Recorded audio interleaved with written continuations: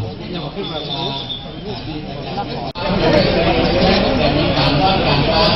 นค่าส่วนนี้มันมุมที่ใดล่ะตามคำที่บอกว่า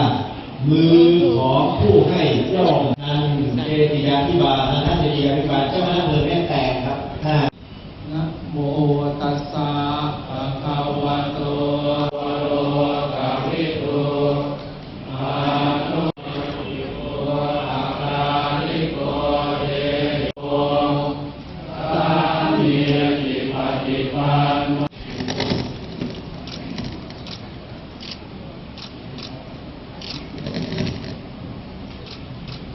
ว่าด้วยการแต่งตั้งถอดถอนพระสังฆาธิการกระผมนายวรศักดิ์พานทอง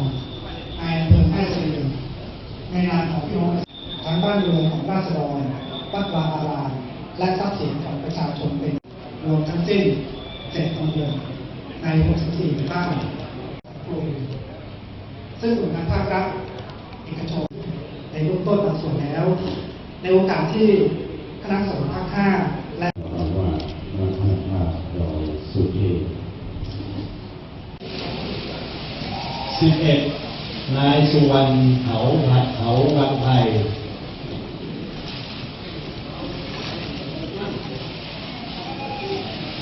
12 นางประจุนายอุทัยแจ่มจันทร์